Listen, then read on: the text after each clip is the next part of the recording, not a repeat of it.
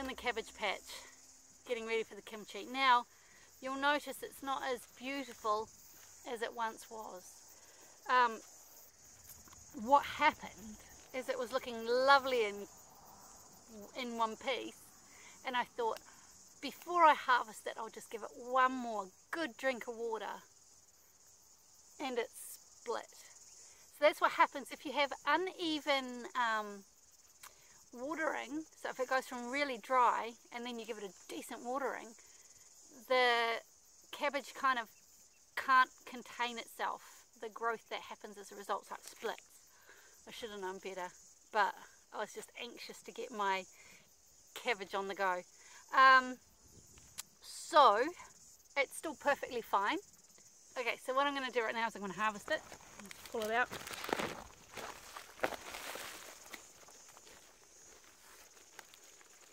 There we go. We don't need that in the kitchen. Right, let's just chop a few of these leaves off because we don't need them all.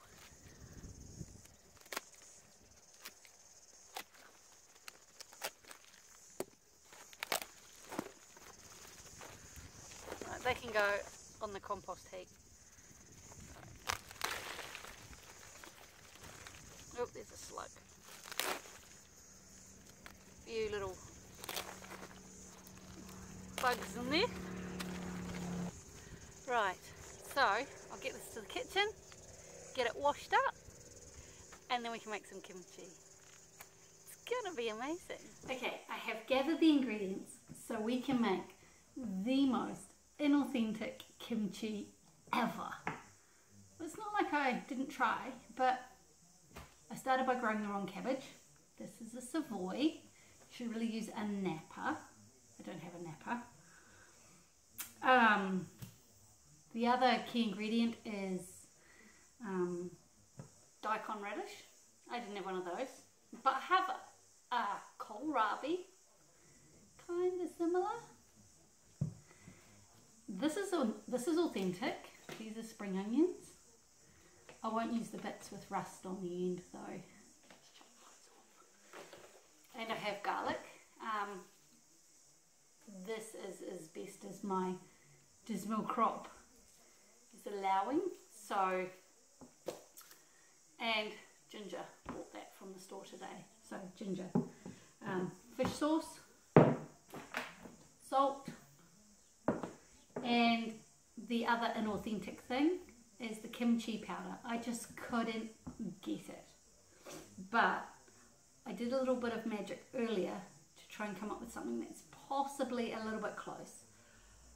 So this is what I did. Okay, now I did some serious searching for kimchi powder. I looked in several stores locally, even a little bit further afield. They've got these amazing Asian supermarkets with so many crazy things in there that I have no idea what they are, but I want to try them all. It's so exciting because I'm, you know, in for a penny in for a pound. Try everything once and the fun things twice.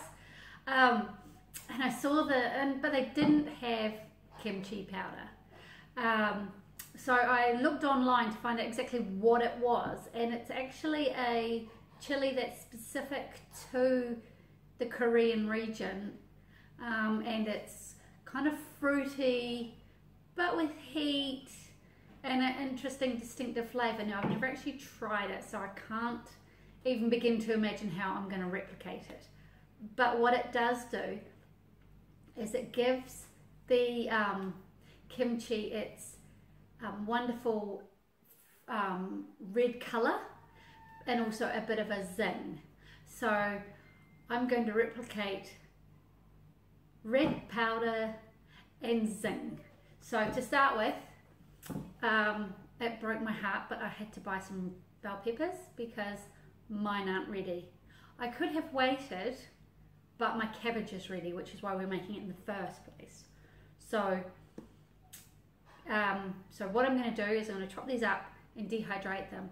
Now, I got these as well while I was at the shop. These are Sweet Kings, they're called, and they're supposed to have a real sweetness of flavour as well. I've not tried them, but you know, anything to add a little bit of fresh flavour to the kimchi powder that other than just the boring flavour that it's not really boring, but you know, it's a bell pepper.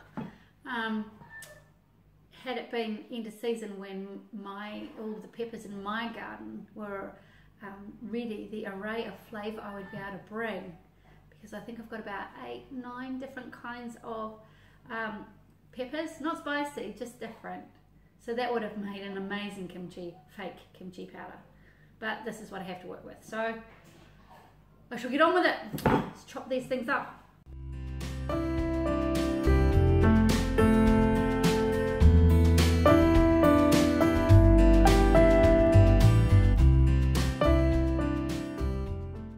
Now, there's a thing going around the internet that's a complete load of rubbish. But you know, these things go around the internet. Number of bumps on the bottom of your pepper means whether it's a boy or a girl. That's not how plants work. The boy and girl bits are in the flower, not in the bottom. So yeah, if you see that one on Facebook, just pass on by. It's not true.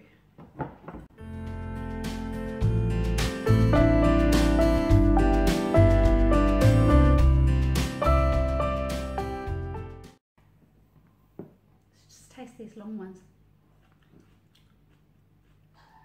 They are very sweet. It's good to know.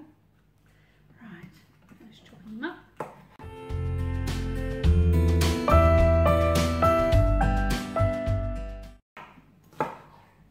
Right. And that's it all chopped up.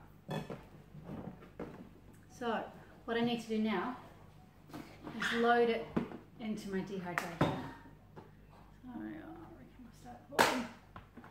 Right, so I'm just placing them skin side down. No real, just lots of space around them. Don't pack it too tightly, don't make them touch. Just pop it all in there and get a little more in there. Okay. So it might not sit quite flush yet, but will come down as they dehydrate, because they're a bit taller than my dehydrated trays.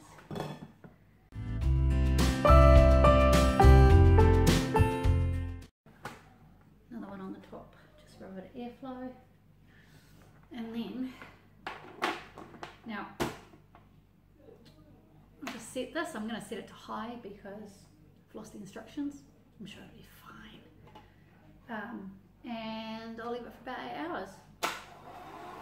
And that's it. That is my non-authentic kimchi powder in the making. We shall see how we do. And now this is what we're left with. So I've had these in the dehydrator. I said 8 hours, but it actually took a lot longer because the peppers are quite thick and meaty, so which is good. You want that in a pepper. So it took more like 12-14. So if we have a look, and it shrunk right down. I had 4 trays filled with peppers and I've been left with this. So now what I need to do is grind them up. Now I've got a blender attachment here that will do it nicely. They're nice and hard, which is what you want. And so I'll just blitz away to get my red chili powder, Inauthentic.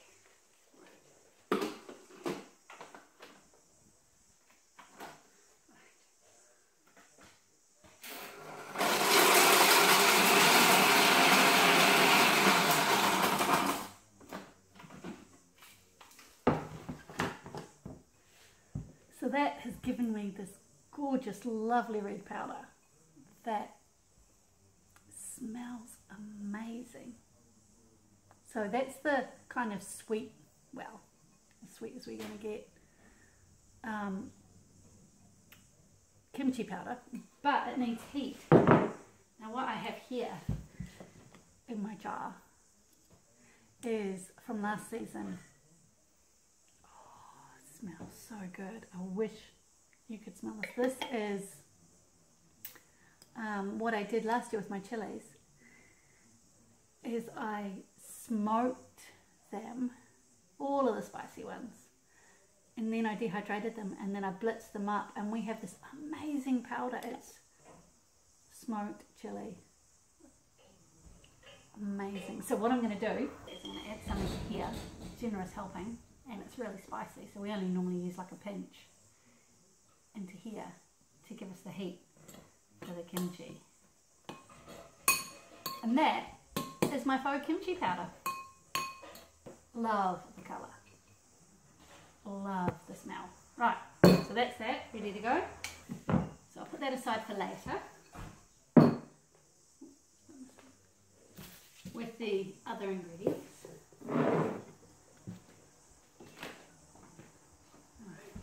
Okay, so the first thing I'm going to do is cut up this cabbage into bite-sized chunks. So we're looking about this size, and then I'm going to wash it up, see if there's any hitchhikers in there or dirt, whatever.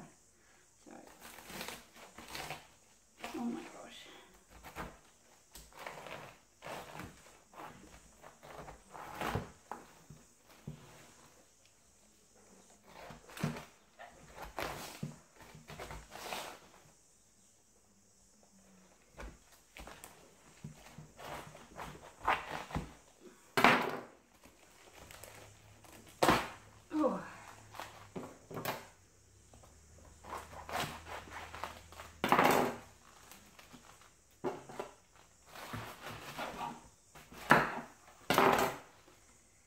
Gosh, no wonder it's split. Look how tightly packed that is. One little millimetre of growth would have caused that to burst its top. Wow.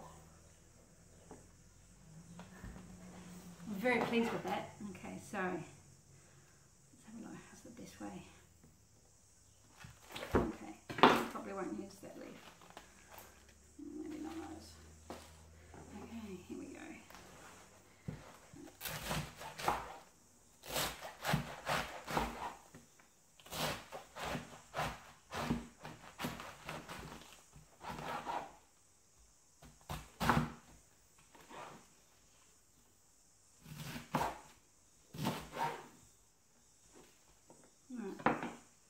See, that's a good size.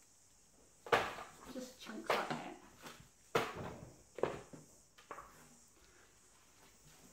I've done half a cabbage, but I think I'll leave it at that because I've never had kimchi before, and that's quite a lot of cabbage, and if we don't like it, that's quite a lot of cabbage. So, but basically I've cut it into chunks about this size, so you know, nice cubed. And so what I'm going to do now is I'm just going to wash it to make sure there's no hitchhikers, no bogey bits, bad bits, lumps, bumps, things that shouldn't be there. It looks quite clean actually, well, apart from the dirt that was on the bottom of it, but it actually looks quite clean. So I'm going to give it a wash, and then we'll get on to the next bit. Okay, so the next step, once it's all washed and clean, is get some salt. You need about 1/4 cup, thereabouts.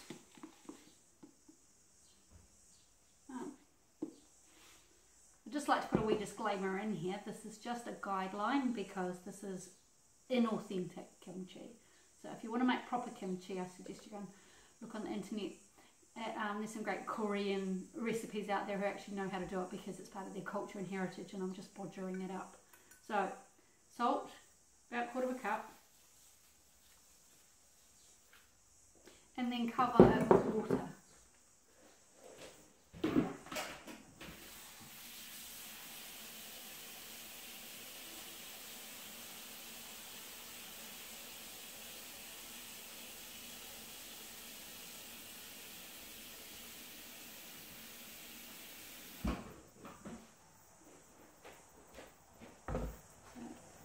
Just enough to cover it, and then leave it for a couple of hours. So that's what I'm going to do. I'm going to leave it here for a couple of hours. Okay, so that's had actually almost 3 hours because I got busy, and it's starting to smell cabbagey, so it doesn't smell as fresh as it did, so it's obviously doing something right. So now what I need to do is drain the brine off and get on with the next bits. So a lot of the places I looked online said you need to wash it 3 times because, well, you want to get rid of as much of the salt as you can. So here I go. Right, while that's draining, I'll get on with the next bit. I need to prepare the vegetables. So my kohlrabi, it's a little bit, should have harvested it a wee while ago. So it's a bit tough in places. Let's just peel it. Kohlrabi is normally the texture of an apple, so you shouldn't have too much trouble with it. You should harvest it when it's about the size of a tennis ball, and it is amazing. It's got a brassicary flavour, sort of a radishy kind of a cabbagey, broccoli flavour, which is why I'm kind of choosing it here, because it's the closest thing that I've got to a daikon radish. So, right.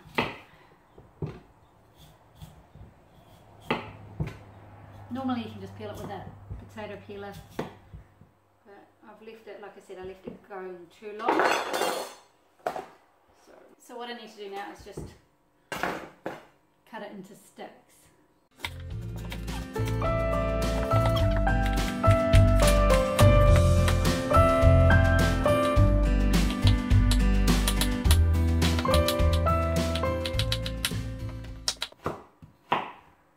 Kohlrabi, it's really nice.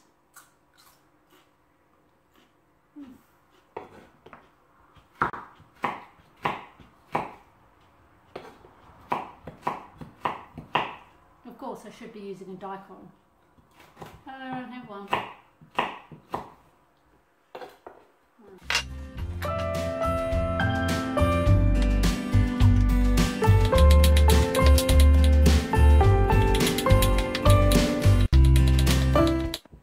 Right, and that's the kohlrabi cut up.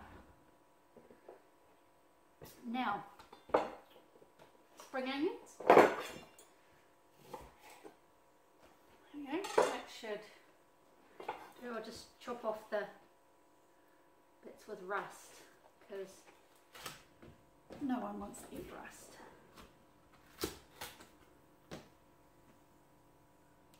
That's good. Okay, and just, how's the best way to do this? Might just.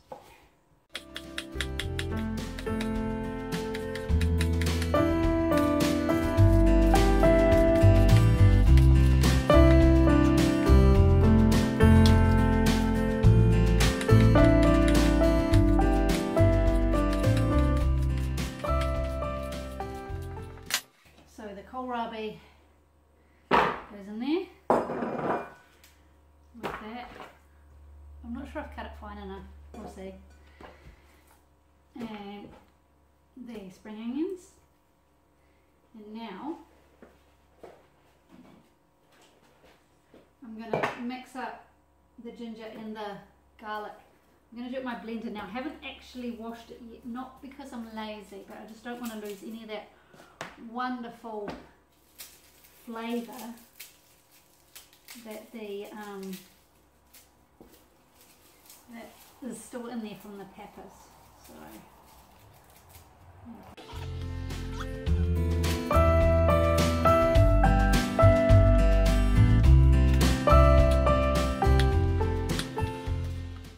I hate peeling garlic. It's a pain.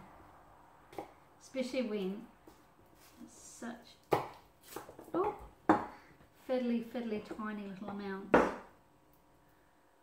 But when you grew it yourself, and you eat it all, regardless of the size. So bear with me while I peel my garlic.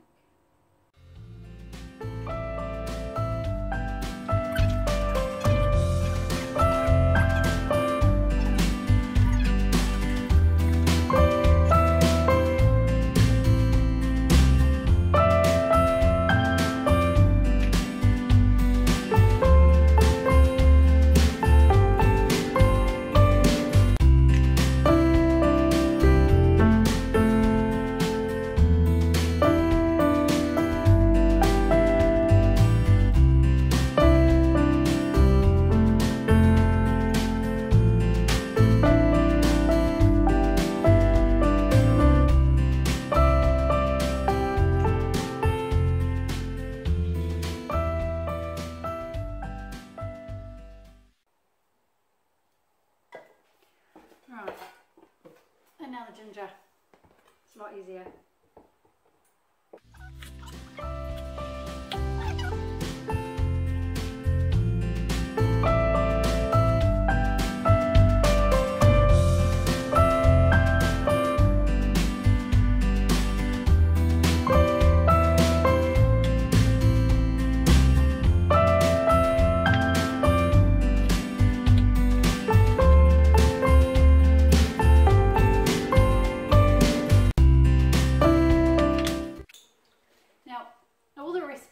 Ever so slightly different because like it's a traditional handed down recipe, and let's face it, I'm not making authentic kimchi, I'm making inauthentic kimchi.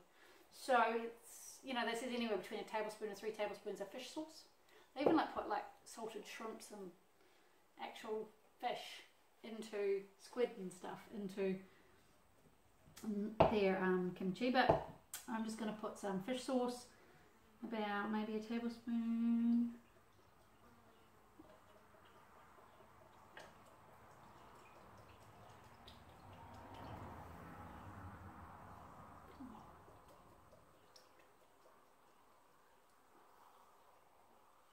Right, that'll do. Some recipes call for a little bit of sugar as well, so I'll put some in. We'll just put a little bit of sugar in, blend it up.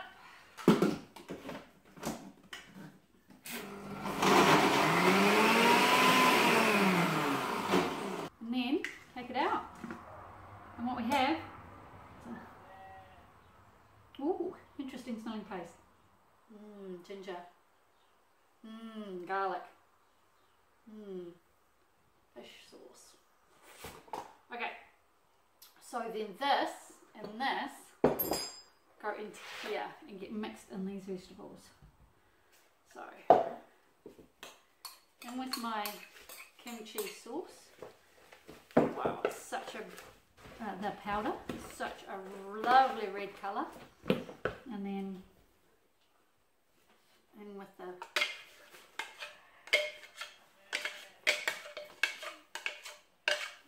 get my scraper.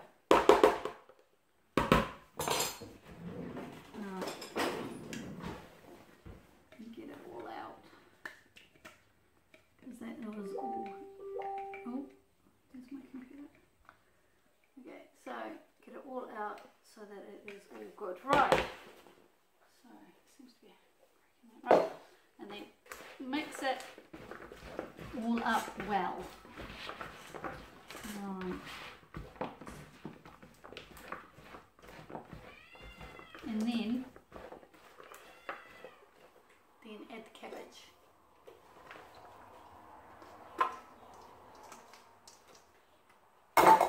And mix that up well.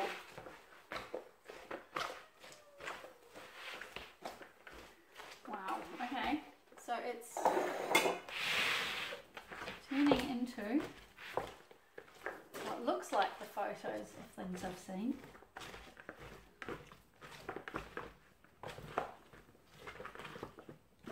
Just got to get it all coated. There's a lot of powder sticking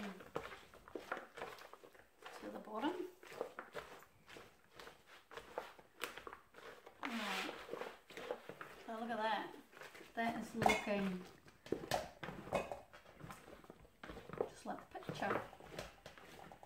Whether it tastes like the picture or not, I don't know. And now I'm going to pack it into a sterile jar, which I've had in the oven.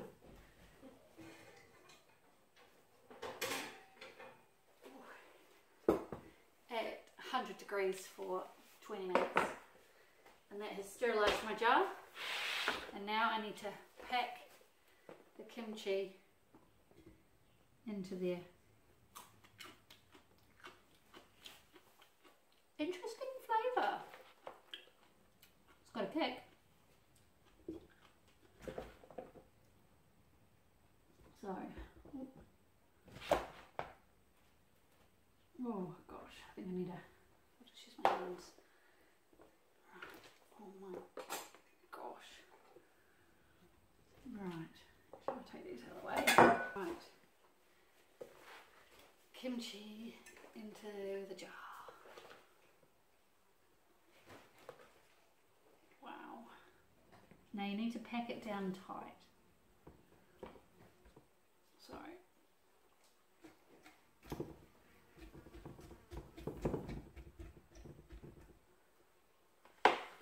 I think I might have made too much for this jar.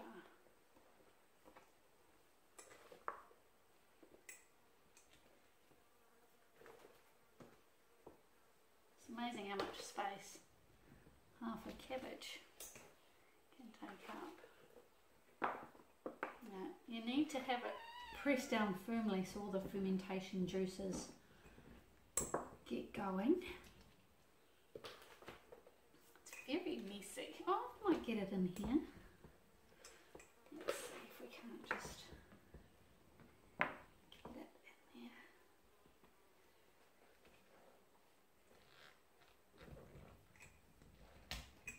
Gosh. I'm squishing it down. Loads of lovely kimchi powder there. Right.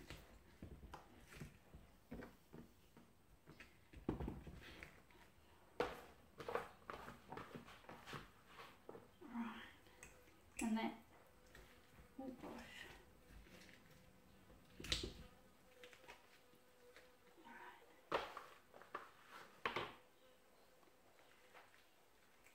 Okay.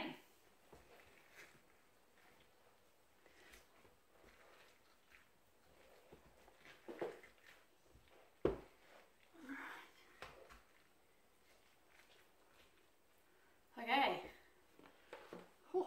So I'm just going to clean up the outside of the jar because, you know, isn't that the best kind of cooking? Messy cooking. Right, now, so I'll just clear around the lip. They say leave about 1 inch headspace, and even though we work in metric, I reckon that's about 1 inch. Now I've got this little cloth I'm going to put over the top to allow the air in for fermentation because it needs airflow. And here I have a little tie that I'm just going to, so elastic band, and I just put that over the top like that to stop creatures getting into my kimchi, but allow the air out. And that is my kimchi. I'm so excited. Right, now to clean up my mess. Right, okay, so here's my kimchi. They say it takes between 2 to 5 days to ferment, but being as we're in summer, it's probably going to go a lot quicker than if I was to do it in winter. So I shall keep an eye on it, and then in my next video I'll give you an update, tell you what it tastes like. I might not like it, although judging by those first tastes, I think I might. There we go, inauthentic kimchi, made here in New Zealand. I love it.